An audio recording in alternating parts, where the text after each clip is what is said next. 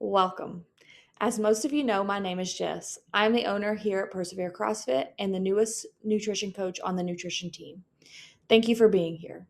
Today, we will discuss 3 signs you aren't eating enough and explain why eating less is not always the best option for reaching your health and wellness goals. Our nutrition program is powered by Healthy Steps Nutrition. Here at PCF, we resonate with HSN's belief that something as fundamental as nutrition should not be complicated. This is why we focus on a simple habits based approach to help you reach your goals one step at a time. Healthy Steps Nutrition has helped over 35,000 people all around the world take control of their health. Here are some of the stories happening right here inside our gym. This is simple but far from easy. First, we need to figure out what is holding you back from reaching your goals. I'd love to share the story of one of our nutrition clients. This person seemed to be doing everything right on paper, training hard, eating mostly whole foods, staying consistent, yet still struggling to feel good or see progress. This client was working out 5 to 6 days a week and eating what most people would consider healthy, but the scale kept creeping up. Workouts felt heavier than they should have. Physical exhaustion and daily fatigue became the norm. It was affecting everything: training, energy, mood, and overall quality of life. Plot twist: that client is me. When I started working with Coach Ben, my relationship with food was a mess. I didn't enjoy eating, it felt like a chore, and I carried a lot of anxiety around food. At my second nutrition meeting, the numbers didn't go in the direction I had hoped. But instead of spiraling or searching for the next quick fix, I chose to trust the process and stay committed. By my fourth visit, things began to change. I was down 6 pounds, maintained my muscle mass, and dropped 2% body fat. But the real changes showed up in how I felt. My workouts started to feel better than they have in years. I no longer needed daily naps just to make it through the day. My mood, mindset, and overall outlook improved more than I ever expected. A complete shift from where I had started. My sixth meeting landed 3 days after Thanksgiving, and I'm proud to say I stayed consistent through the holidays, something I had never been able to do before. The accountability and structure of our nutrition program helped me stay grounded, and I'm confident I can carry that momentum through the rest of the holiday season. And the best part, I actually like food now. Eating isn't a chore anymore, it's fuel. It feels good, and it no longer brings stress or frustration. This program didn't just change my numbers, it changed how I feel, how I train, and how I live. This frustration is not unique in weight loss journeys. This happens all the time. Diet culture tells us to eat less and lose weight, oftentimes promoting diet plans for less than 1,000 calories per day. So today, I wanted to walk you through signs that you may not be eating enough and reasons why less is not always the best option for reaching your goals. So let's talk about it.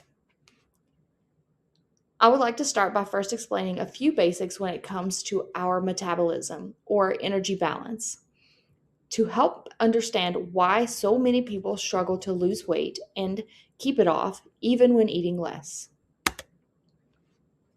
Have you heard the saying, calories in, calories out? It is a general rule that if we eat more calories than we burn, we will gain weight. If we eat less calories than we burn, we will lose weight. If this rule is true, then why is eating less not always the answer? Well, it turns out many factors influence that simple equation. Let's talk about factors that may influence intake. First, your appetite. Your appetite is affected by hormones. You have 2 main hormones we will be discussing today, which are called leptin and ghrelin. Leptin is a hormone that tells our brain when we're feeling full, and ghrelin is the hunger hormone that tells our brain when we are hungry. This is important because when we drastically decrease our calorie intake, it affects our body's hormones. Ghrelin will shoot up, which makes us feel hungry all the time. Think about the last time you were feeling really hungry. How hard was it to stick to healthy eating and stay away from fast foods or treats? Other influences that affect energy intake is the taste, mindset, and environment. For example, studies have shown that people consume more when eating with friends and family than when eating alone. Next, let's take the time to briefly explain a few factors that may influence the energy output. First, BMR, or basal metabolic rate. This is the amount of calories your body needs when at rest to continue the basic needs of living. But we also need to consider other physical activities, such as day to day movement, going to the grocery store, chasing your kids, vacuuming the house, as well as more organized physical activity like running or doing a workout. With all that being said, we can see that calories in, calories out statement isn't as simple as it sounds. Now, let's discuss 3 signs you are undereating, and then talk about why it may not be the best answer for you. Sign 1, you're constantly hungry. You start eating less, and now all you can think about is the next time you get to eat. Haven't we all been there? This circles us back to those hormones we briefly discussed. When you eat less, your body signals for an increased release in ghrelin, making you feel super hungry. When we feel more hungry, it can lead to increased portions, more frequent sneaky handfuls of pantry snacks, and overconsuming sweets when we finally succumb to those cravings. This will all lead to a vicious cycle of undereating and then overeating when we lose control. We should be eating an amount that satisfies us and doesn't leave us feeling hungry. Choosing more whole food options that provide more volume into your meals is a great way to keep yourself feeling full without overeating. Also, balancing your meals and snacks is a great way to combat constant hunger. One of the easiest ways to start balancing your meals is by reshaping your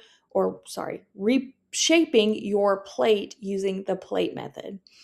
You should fill half of your plate with non starchy veggies, 1/4 with lean protein, and 1/4 with starchy carbs, and a healthy amount of fat. Here are a few pro tips. Eat your veggies and protein first. Leave your starchy carbs for last. Remove distractions such as TVs or phones from meal and snack time. Eat mindfully. Set a timer. Take 20 minutes to enjoy your meal. Put your fork down between each bite. Sign number 2, you are moody. You know what comes with being hungry all the time? Hangry. Did you know that in January 2018, the word hangry was officially added to the Oxford English Dictionary? It is defined as bad tempered or irritable as a result of hunger. You start eating significantly less, your body protests that by increasing the production of ghrelin. Now you may or may not be starting unnecessary fights with friends and family. Classic.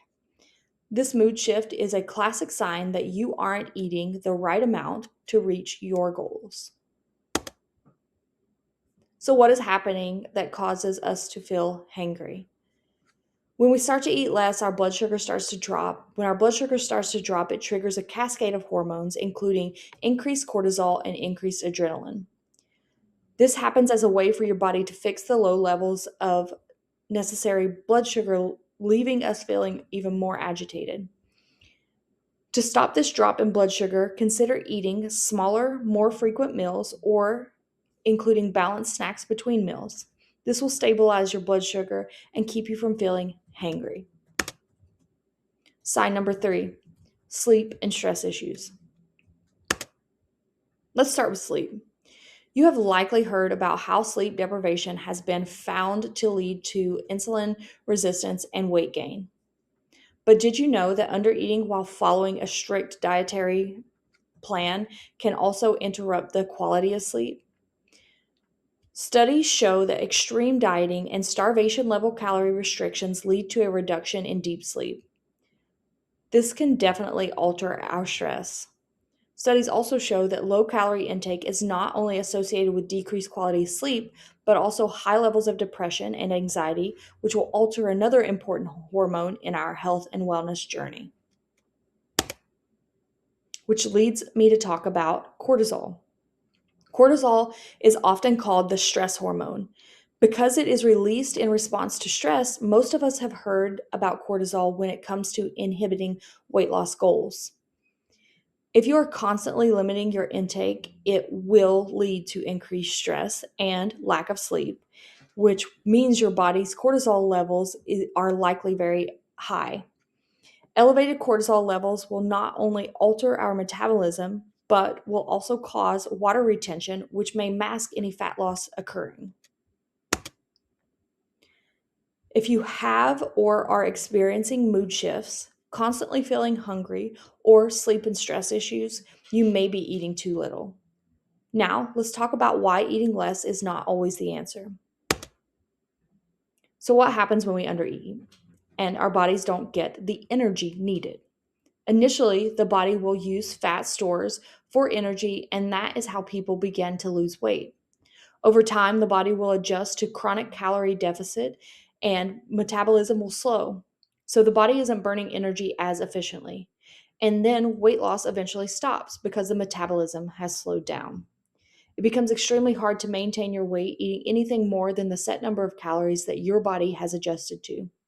Additionally, it also becomes very, very difficult to lose weight despite hard efforts at eating clean and exercising regularly.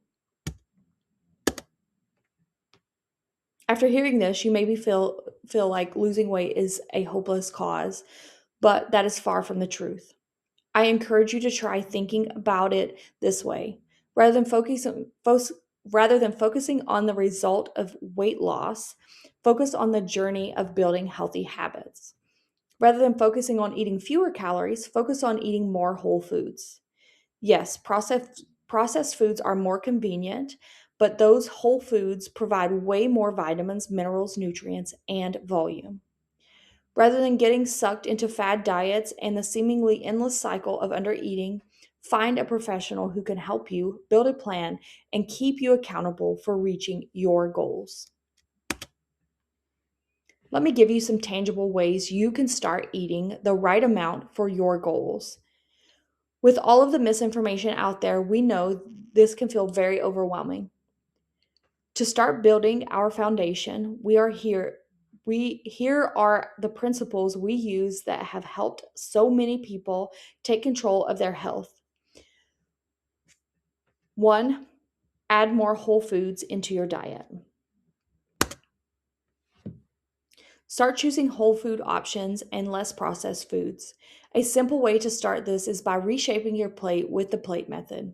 Half non-starchy veggies, a fourth lean protein, a fourth starchy carbs, and a mindful healthy fat. Focus on balance. When we say balance, we mean, does every meal and snack you consume throughout the day contain carbs, fat, and protein? Pairing each meal and snack with all three of these macronutrients will help you feel fuller longer. Principle 3, limit the added sugar. The AHA recommends no more than 6 teaspoons of sugar for women and 9 for men per day. The average person consumes over 150 pounds of sugar per year. That's 46 teaspoons per day. It's not surprising. Sugar is super addicting and is hidden in most food products you find in a package. Now I want to take some time to talk about some frequently asked questions. What should I eat around my workout? Fueling around your workouts to gain muscle, lose fat, increase energy, or really any health and fitness goal is important. Aim to have healthy carbs and protein before and after your workout. You got to put gas in the tank and refill it when it's empty. A favorite pre-workout fuel at PCF is applesauce with a small bit of protein powder mixed in. My favorite post-workout is a scoop of protein powder and a scoop of greens. This doesn't meet the whole food standard, but it is easy to pack and consume. Most importantly, it is Coach Jess approved. No one expects perfection. I don't love veggies. What should I do? Guess what? I don't like veggies, and I know I'm not alone. I want to challenge you to and ask, what if you just haven't found the way you like them? Turns out I only like green beans the way Josh makes them. Add garlic to anything and it's immediately 80% better. Fact. You could try roasting or air frying your veggies for a nice crunch rather than having mushy veggies. Finding ways to sneak them into recipes. For example, I put spinach in my egg bites and I have no clue it's in there because I erased it from my memory. Where should I start? That's a great question. I want you to start with one thing at a time. Maybe it's something you already had in mind, and maybe it's something that we discussed today. If you ask me, I might be biased, but the best and fastest way to reach your goals is to work one on one with a nutrition coach to build an individualized plan just for you. Are you looking to break the cycle of eating too little and start building healthy habits for reaching your goals? There is never a perfect time to get started. There is always something that will come in the way. You have to make a commitment to yourself. It's simple, not easy, but we are here to help. Our nutrition team would love to help you. Once again, we focus on a simple habits based approach to create an individualized plan just for you. We provide tools and resources as well as support and accountability. Here are some non scale victories from some of our members. We know that while this is simple, it is far from easy. First, we need to figure out what is holding you back from reaching your goals. For so many, it is chronically undereating. Scan the QR code to book your discovery call. We are so excited about the nutrition team that we've built, and we would love to work with all of you in our nutrition program. If you'd like to book a free 30-minute discovery call, we'd love to dig in a little deeper and show you exactly how we can help.